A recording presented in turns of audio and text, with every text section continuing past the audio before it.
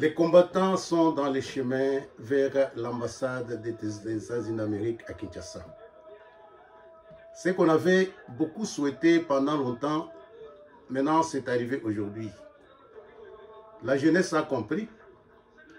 Ils ont très bien compris la rise des Américains, des Français, des Belges et de tous les pays associés pour détruire leur pays.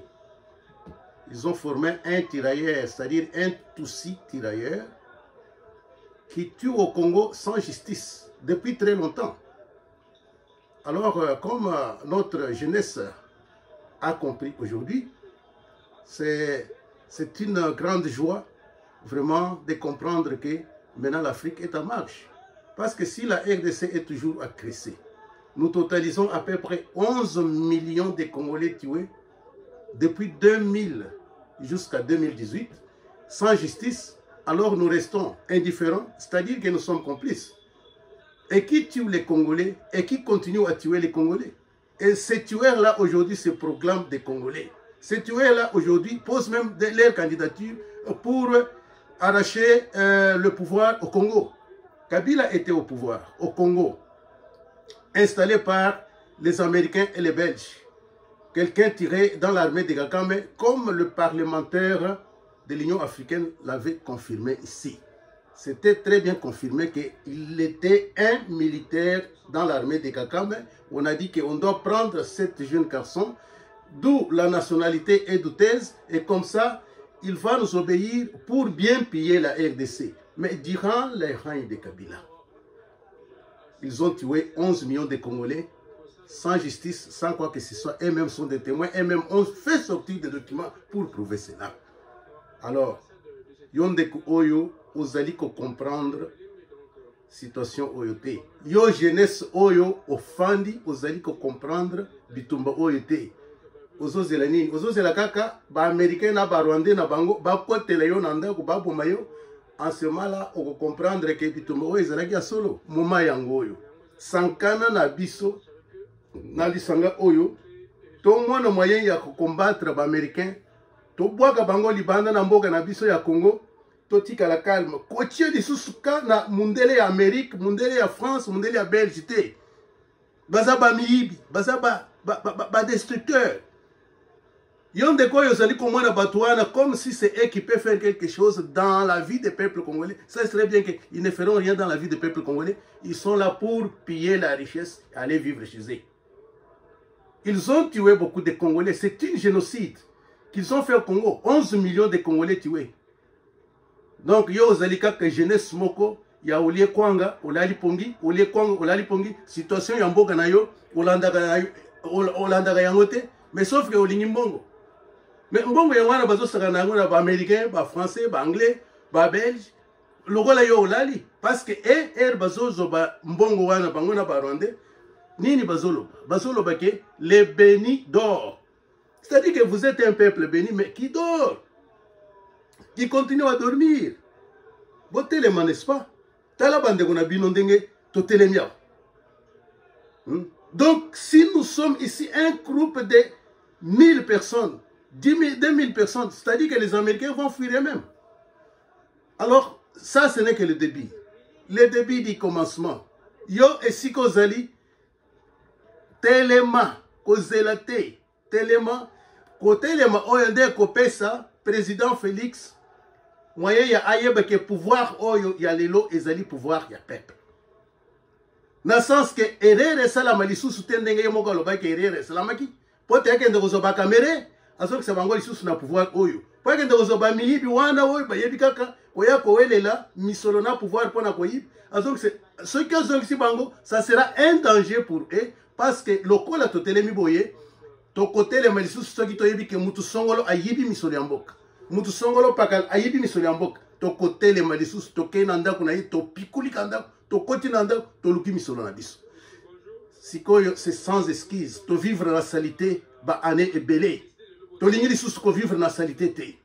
To zamboka moko ya bato propre. To zali mboka moko ya bato misolo. Nzambe oyo cheki biso ka. Apesi biso mboka Congo, c'est parce que monaki ke to zali bato moko ya propre, bato moko ya hospitalité. Alors yonde ko oyo ozali kaka kolala sans côté les matelema sikoyo. tala ba jeune garçon lokola yo bango wana bazo sala musala bolanda nana bango wana bazo loba boyoka makamba bazo loba bazako mibenga partenaire privilégié ya la prospérité pour le Congo mais bazako agressé Congo bazo lobelo comme côté Australie complice. Alors pour le moment biso moko ba congomani tozumaka ma charge. Il faut qu'on l'accès sur la face du monde que Batouana Baza est sous ma partenaire n'a bisoté. Il faut pas dégager, il faut pas qu'aimer. C'est pourquoi on a pour le moment, on a qu'au marché, on a qu'au Tamboula, on a qui s'est été, ambassade à France, ils allaient à Kokanga, ambassade à États-Unis, ils allaient à Kokanga, ambassade à Australie, ils allaient à Kokanga. Puisque Batouana est sur tout, on est tous en Bobenga, ma faux partenaire, Balingi bisoté. C'est ça. Merci. Ok. C'est-à-dire, Maloba, il y a leader Nabiso, les premiers combattants, Etienne Tshisekedi Omulumba et Kokisami Lelo. Alors, une fois IDPS au pouvoir, bah Belge, Bakotalela, RDC na fenêtre. Mais ce n'était pas seulement le Belge. Les Belges ne travaillent pas seuls. Les Belges travaillent avec l'Amérique. Les Belges travaillent avec l'Angleterre. Les Belges travaillent avec la France pour détruire la RDC. Alors, Bazalina association. Alors, le Kola Malobo Oyo, ya Kondo Etienne Tshisekedi et Kokisani Lelo, Ezali Essengo Munene, jeunesse congolais, avant de penser le Komsus, penser dans la marche Oyo.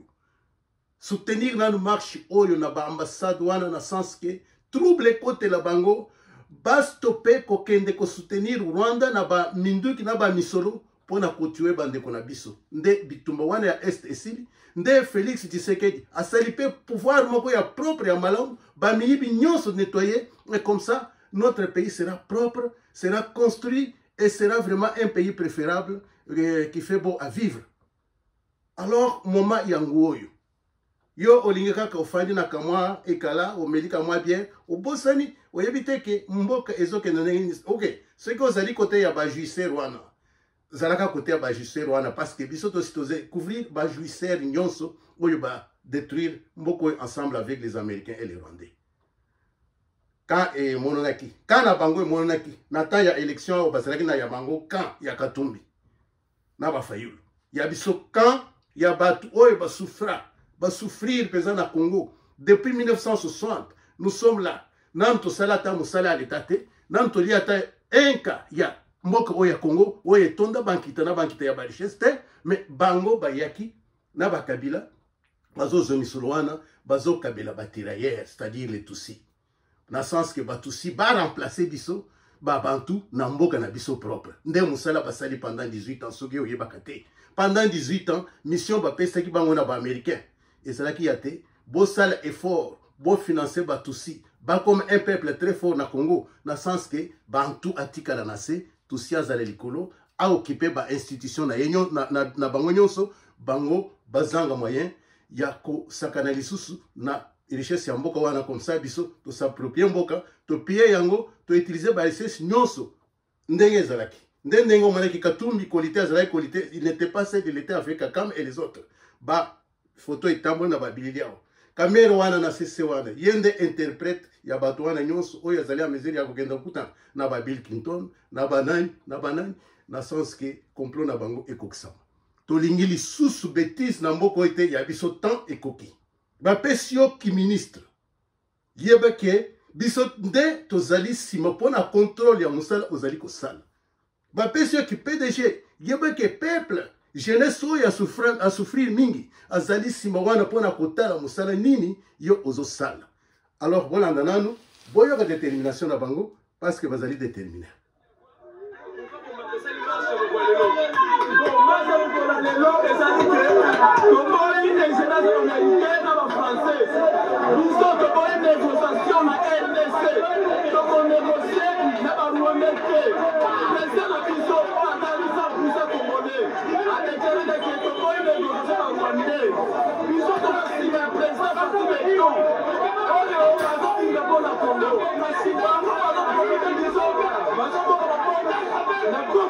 Alors, ils sont pas prêts à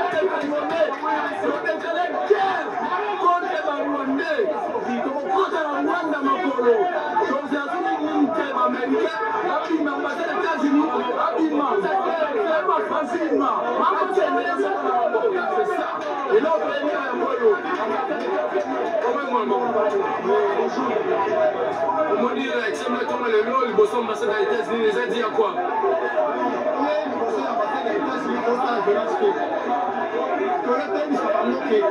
ndenge bazopousser chef de l'état asewana baterroriste eke chef de l'état alingi te lelo tomoni na este baterroriste rwandais sont les rwandais babandi koboma nde babandi kobwaka babonela bango tina na kati ya bati eke population azokufa les vrais criminels oyo bazoboma biso bacongolais sont les américains raison pour laquelle toyesa bango te toza na posa na bango te badégage bakende na bamboka na bango aussi ambassade ya France ambassade ya États-Unis esengeli bakanga bakende toza na posa na bango te biso bacongolais ya longtemps tozokunda libembe ya turo toboyi tolingi kokufa suste tolingi kimia na mboka na biso donc un point te kaka ndenge chef de l'état alobi soki olingi ozala partenaire na biso bacongolais esengeli ondima partenaire na biso ezala gagnant soki olingi te osimbi bisaka na yo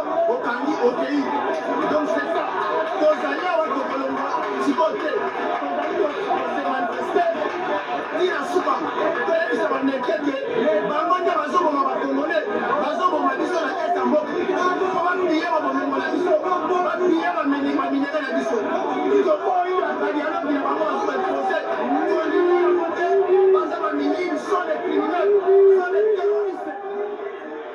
Alors la jeunesse congolaise, Alobi Boye, les Américains sont des voleurs numéro 1 et les ennemis des enfants congolais. Tolingi bakanga bisaka na bango bakende. Les Congolais préfèrent que kaka modèle basalaka France na Niger. Donc nde modèle bazo sala ba américain na kati ya Congolais. Tolingi soutien ya gouvernement na jeunesse na bisoyo abenga na ba américain bakende. Les Américains, ils ont appelé les crimes commis par leurs tirailleurs que nous appelons les Tutsis au Congo, que ce sont des, ils appellent ça en anglais que ce sont des ice crimes, qu'on ne peut pas regarder pour juger. Mais on a tué 11 millions en présence de la MONUSCO. Et la MONUSCO même fait des rapports de toute cette tuerie. Ils ont tué 11 millions de Congolais. Ils ont tué des jeunes gens à Kananga. Alors, tout ça avec la complicité des Américains pour affaiblir notre existence, nous les Bantous. Il a fait tout ça, c'est pour affaiblir notre existence, nous le peuple Bantou, comme il a fait au Rwanda. Il a détruit vraiment l'existence des Bantous au Rwanda. Les Hutus sont des Bantous au Rwanda. Ils ont traversé pour faire la même chose en RDC. Affaiblir les Bantous, les occuper, les gouverner et exploiter toutes les richesses qui sont en train de jouer avec. Alors, yo mutuamayele, okondi ma situation ndengona na mboka na yo. Nde yango moni ba jeunesse oyo, ba jeune oyo ba telemi, ba remplacer place ya Patrice Emery Lumumba na Etienne Tshisekedi parce que ba mususu ba yebi valeur oyo et regardez les jeunes garçons de valeur. Ils ont compris leur existence. C'est pourquoi ba telemi ba kei na ambassade oyo. Mais bino ba bizengi ya ba jeune oyo bo fandi l'État ya ko soutenir mboka na bino, ko s'approprier gouvernance ya mboka na bino, bo fandi kaka ba critique, bo fandi kaka koyoka ka makambu oyo ba tirailleurs wana, ba Rwandais wana, ba voleurs wana, ba Kamer wana, ba Kabila wana, ba Zoloba, c'est-à-dire que ce qui to sis na ba américain, to kobaluka sikoyo et côté na bino, po toye banzeleni to kenda na bino. Ce n'est que le commencement et le début. Jeunesse, tozali ko benga bin awo. Pouvoir oyo changer ezalaki kaka ndenge bomoni wana devant les ambassades, les Congolais devant les ambassades, na ba malili ya makasi na poto, bazo telema devant ya ambassade ndenge wana pona ko senga Eritrea ya Rwanda, pona ko senga changement ya régime ya Kabila, c'était comme ça. Donc le rôle à esprit oyo koti pesa lelo na Congo, ba pema lisusu te na ba ambassade na bango wana. Ba pema lisusu te ba ambassade wana etikala bisika ya ba parlementaire debout. Azala ko salela ba réunion na bango, bazala ko salela ba annonce na ba message ya ndenge na ndenge. Tina ndenge ba kokima, tina ndenge bakolemba ko supporter ba tirailleurs na bango batusi oyo bazokosela likambo ya minorité or que c'est un peuple qui sont allés prendre en Éthiopie, en Somalie, à Érythrée, Kenya, pour venir envahir l'Afrique centrale et envahir les peuples bantous. Alors, minorité, une fausse loi. Si c'était le problème des minorités, pourquoi on a tué 11 millions par les minorités qui ne sont pas même 11 millions, mais ils ont tué 11 millions de Bantous. Alors, toi, tu attends. Pour comprendre la politique, on a ça, les Américains, jusqu'à quand? Parce que les Américains sont des hégémonistes. Ils vivent aux dépens des putains de guerre. C'est ça la vie des Américains, c'est ça la vie des Anglais, c'est ça la vie des Français et des Belges. Ils vivent aux dépens des putains de guerre. Leur bilan, leur budget de chaque année, c'est représenté par une mallette rouge. Alors s'il n'y a pas les sangs qui ont coulé, surtout en Afrique, c'est-à-dire qu'ils n'ont pas boosté leur économie. Alors c'est pourquoi il faut entrer, allons-y dans la guerre avec eux. Bondi mabitumba wana contre bango. Bango na minduki ya makasi, biso na ba flèche na bankoko na biso, parce que za likambo ya mabele. Biso na ba flèche ya bakoko na biso, parce que za likambo ya mabele. Bango na minduki, na bango oyo ba construire na ba richesse na biso, alors ekosala presque rien, to kolonga bango. Ce n'est que le début. Nazali ko interpréter comme ça, en prenant le vidéo devant l'ambassade de l'Amérique à Kinshasa, dans le sens que bon comprendre qu'est-ce que nos frères sont allés faire là-bas. Et puis tozali ko benga jeunesse ebele. Yo muto yo kokoye na vidéo oyo. Eza ba vidéo que vous allez belé. Kokoye na n'importe quelle vidéo oyo ezali ko annoncer ba marche oyo contre les Américains à Kinshasa. Tambisa vidéo makasi.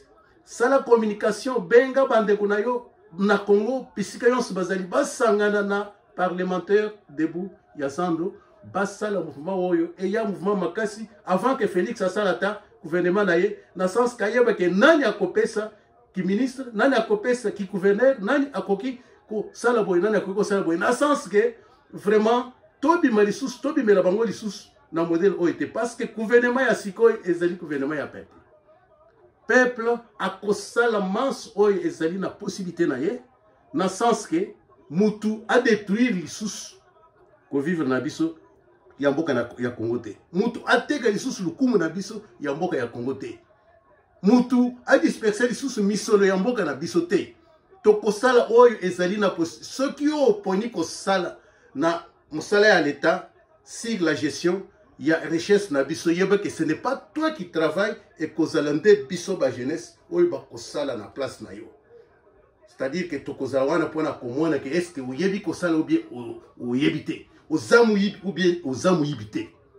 Donc mbala oyo et kozala eloko mususu parce que biso tobimaki pona ko voter président Félix lokola ye nde ayoka kabiso peuple lokola ye nde ayokela kabiso mao mais bino ba mususu wana to sito yebi bizaleli na bino bosala trop na Kabila ba mususu basala trop na Mobutu alors ye ezali mbala na ye ya liboso ya kosala sali mbala ya liboso to moni to sana gratuité de l'enseignement to moni to sali na en construction de nos territoires qui étaient détruits des années et des années. Alors to moni banzela ezali kotonga mboka ezali kofungwama déjà mais yo Amérique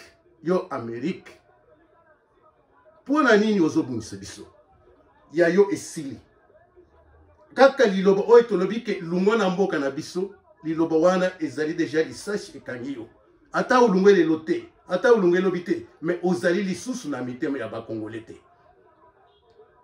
ba peuple na yo oyo kotina na Congo na bakozala na kimia te bisika nyonso bakokende pona kosalela yo misala yo na ba français na ba belge bokozala toujours na tiraillement avec les peuples alors ko bandalelo bolungwa nanu bokende bozonga bipai na bino bon négocier sikoyo moyen ya respecter peuple congolais botala lisusu dossier ya 11 millions de Congolais bantou que vos tirailleurs les Tutsis babomi dans la reine de 18 ans de Kabila bolungwa bokende.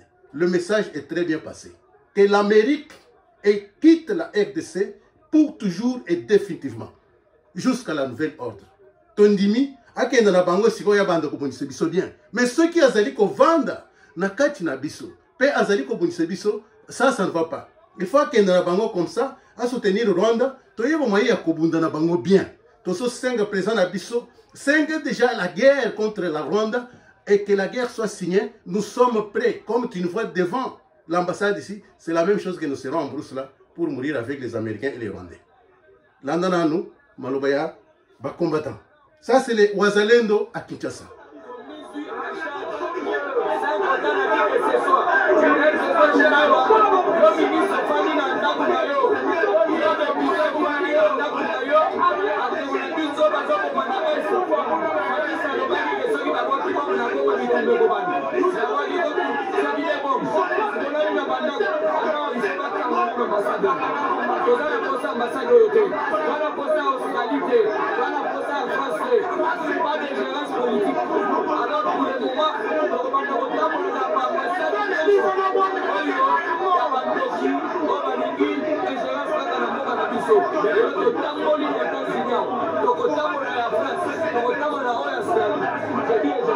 C'est bon, on joue des Bragaïs.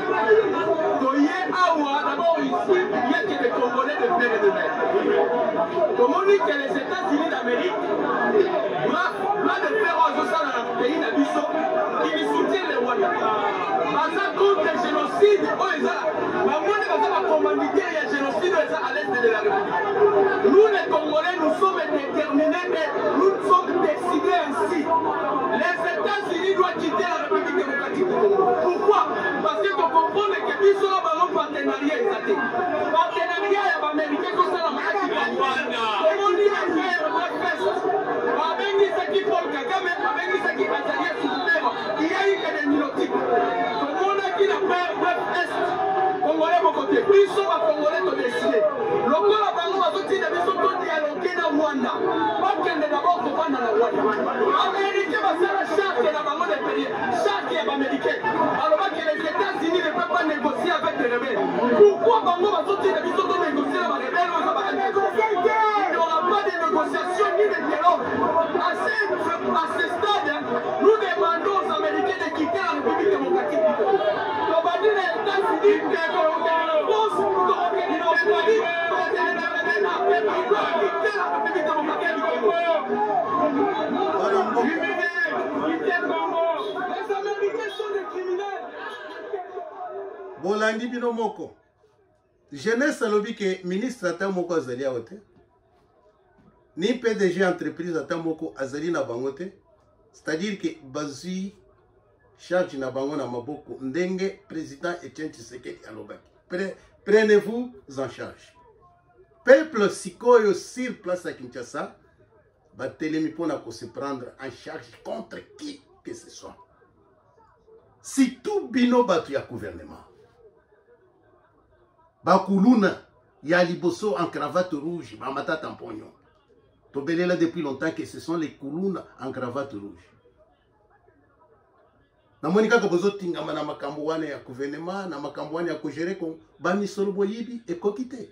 Oko kendo fandi quelque part ozo sala tabilanga te ozo vivre parce que ozo yibi bon. Baloba ke yo kokufa ka ministre. Est-ce que baloba ke yo kokufa ka un chef d'entreprise? Non.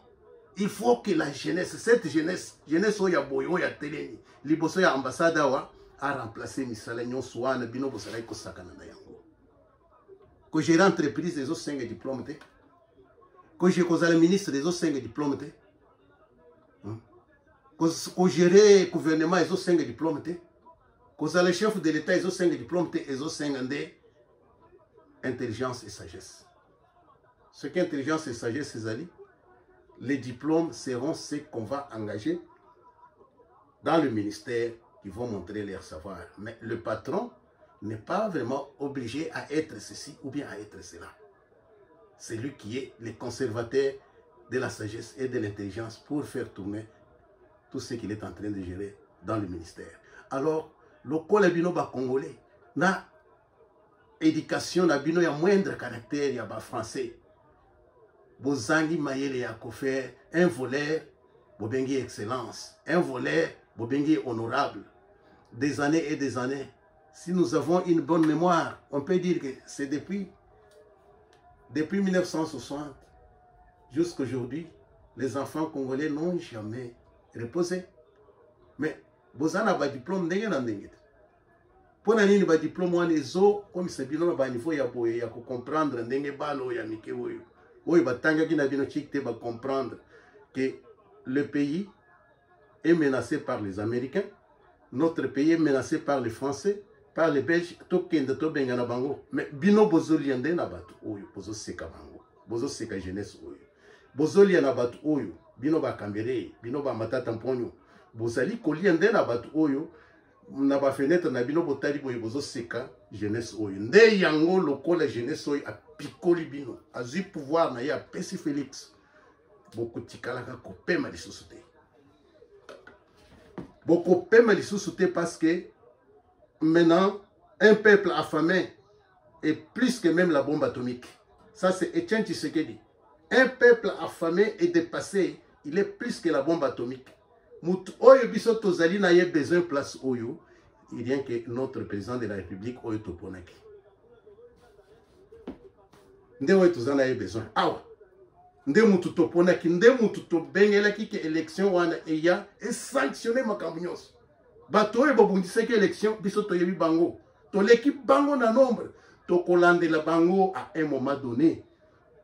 Tokosalaka ndenge bana Israël basalaki. Mukolo ya libération na bango. Batu moko boye bakangelaki bango nzela mais balekaki bake bakomi bapeni zeka kanzambe moko azongisi bango ke bokende bovre bango nyonso à l'interdit. Allez-y vouer tout le monde à l'interdit. Alors bazongaki balancer bango bitumba ya makasi kaka ndenge to bandia wana États-Unis d'Amérique. Tozali ka groupe muke message eleki et koleka partout. Je pense que ceux qui te représent lobby na lobby mususu abanzi ke bakozanga esika ya kobimela na mituku pe kokota na mituku na ambassade na bango wana. Alors tozo soutenir mouvement oyo ekola jusqu'à ce que gouvernement oyo ekobima eyeba moyen ya kopositionner makambo eyeba ke le vrai IGF est devenu le peuple congolais. Tolingi 5 ans oyo to kobakisa lisusu et comme à 5 ans il y a des ordres.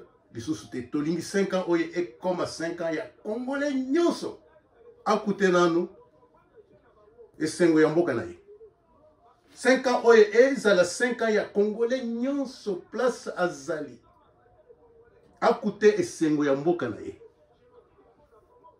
nde yango mouvement oye bimi lelo ya jeunesse oye courageux oye atelemi awo to bengi ba jeunesse nyonso ya ville ya Kisasa to bengi ba wewa bino nde bozalaka ba vrai militaire ya mouvement to bengi bino bo motiver mouvement oyo bo sangana bo bengana esika nyonso bozali mouvement ekoma ya makasi avant que président abimisa gouvernement na ye. Alors bolandana bango moko bolandana le président Abdoul yende initiateur ya mouvement. Tout d'abord on doit l'honorer, c'est lui qui parle là, président Abdoul, l'initiateur du mouvement. Alors, un jeune très courageux. À féliciter.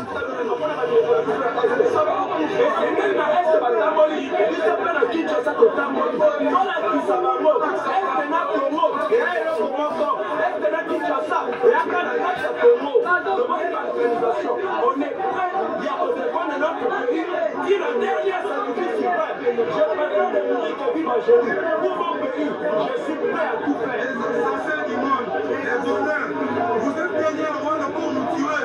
C'est notre mavéré. Ce n'est pas la vie, non. Bonjour, pas de négociation avec les Américains. Je n'ai pas de vendu. Les Américains restent sur le Rwanda pour nous tuer. La terre. On est dernier à Rwanda, mais tu ne peux pas ici au Congo. Arrête le Rwanda là-bas.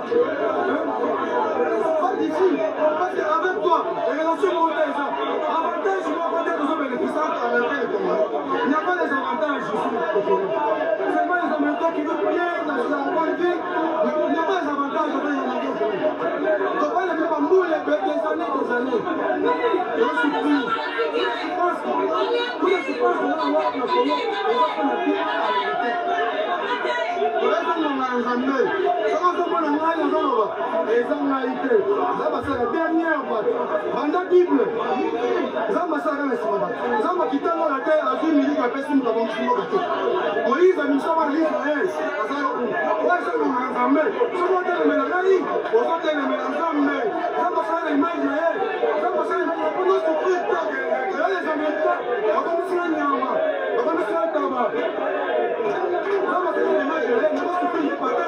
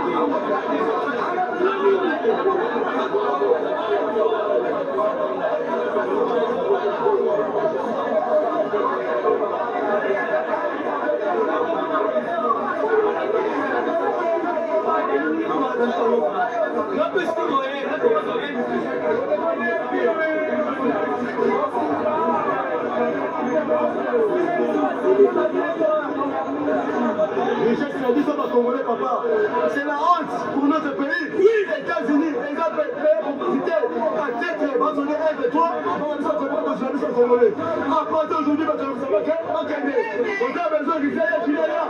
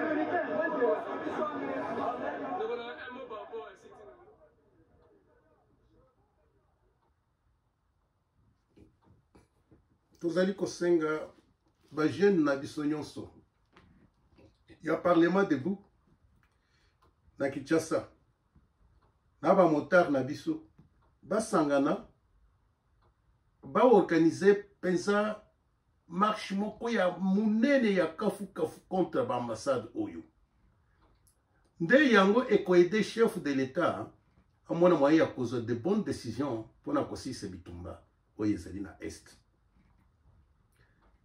bawazalwendu baza na zamba kuna bazali kokufa me awa ezali kaka likambo ya kokende koyebisa baambasadeur wana na bamboka na bango ke bolungwa na mboka na biso bozonga na bamboka na bino ba américain bino ba français comme ça bolanse biso bitumba bobuma biso nyonso na mboka ya Congo comme ça boya kozwa Congo ke tofandi tozala tofandi na bino me nzoka nde bino nde bozali kobonisa biso.